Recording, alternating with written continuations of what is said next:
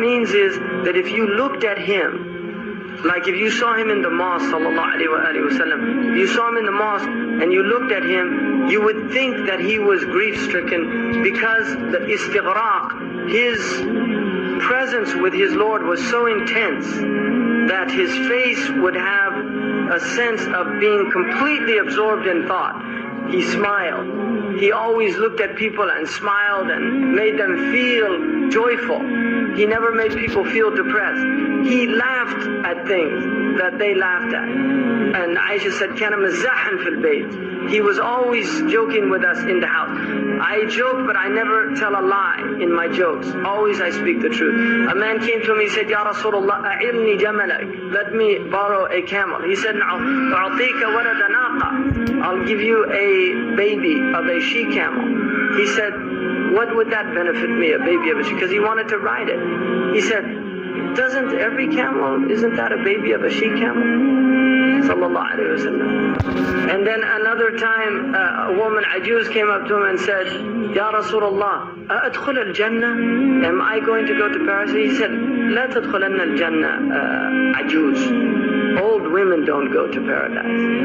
And she became so upset. And then he laughed and said, سَتَدْخُلِنَّ شَابَّةً. You're going to go in young and youthful. And then she was happy. Another time the Prophet ﷺ, he laughed at things. One man came to him and said, Ya Rasulullah, halaktu. He said, ماذا حدث؟ وقعت زوجتي في رمضان. I slept with my wife in Ramadan. And I made an oath that I wouldn't, and I hadn't made the takfir. Because in Sharia you have to make the kafara if you do a dihar or the ilah or anything that prohibit a man from a wife.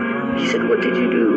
ما حملك على ذلك? What made you do that? He said, Ya Rasulullah, رأيت بياض حجليها في القمر فوقعت عليه. He said, I saw my wife in the moonlight and I couldn't help myself. And the ضحك Rasulullah. He laughed at the man. He said, لا تفعل ذلك. No, كفر. Go and do your the expiation. Da'im al-fikra. He was always reflecting. He didn't take rest like other people. He was concerned about his ummah. He never spoke about anything that was unnecessary. He had long periods of silence. He used to open his words and close them with a full expression when he spoke. He spoke with comprehensive words, sallallahu alayhi wa sallam. He never had excess. He was never of a loss of words. He had soft and gentle character. Jamith al-akhlaq. He was not harsh. The Prophet sallallahu alayhi wa sallam was not harsh. فَبِرَحْمَةٍ مِّنَ اللَّهِ لِنْتَ لَهُ. It's by a mercy of your Lord that you were gentle. And if you were harsh-hearted, they would have fled from around you.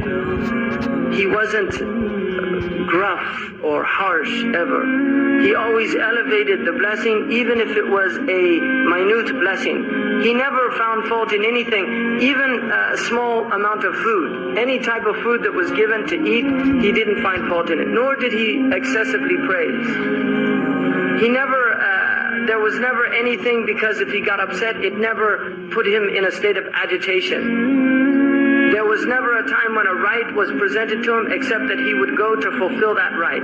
He never got upset for himself. Nor did he ever seek any redress for a wrong done to him. He didn't point with his finger, he pointed with the whole hand. And he would say, Subhanallah, yaqribu kafu, Subhanallah, idha ta'ajjaba. If he spoke, he would put his right thumb into his left palm, like that when he was speaking. Sallallahu alayhi wa sallam. Allahumma salli ala Sayyidina Muhammad. Most of his laughing was smiling. He rarely laughed the way most people laugh. He smiled. But when he smiled, his teeth were like hailstones. And then Hassan said, I didn't tell Al-Hussein ibn Ali about this, because they were young. And he said, I didn't tell Hussein. I kept this from him for a long time. He had some knowledge that Hussein didn't have. And then finally I told him about it, and I found that he had actually gotten it before me. He would always occupy people in what benefited them and the ummah. And he would ask about them. And he would ask about news about them. How are they doing, and how so-and-so. And if كَانَ يَتَفَقَّدُ أَصْحَابُهُ, if somebody wasn't there, he would say, where's so-and-so? And the old woman who used to clean the masjid, she used to sweep the masjid out, and one day she died, they buried her. And he came, he said, where's that woman that used to, she was a black woman. Where's the woman who used to sweep the masjid? They said, she died, Ya Rasulullah. He said, why didn't you tell me she died? You know, why didn't you tell me she died to go pray on her? Well, she's insignificant.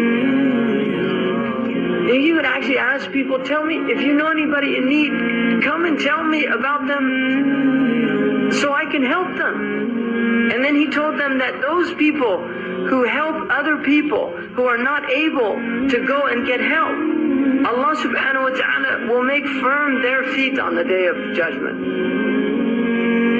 You know, looking after people, just taking care of people, this is all just,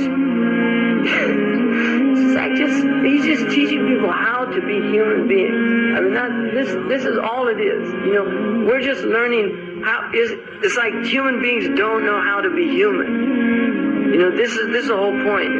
This is all just to teach you, just to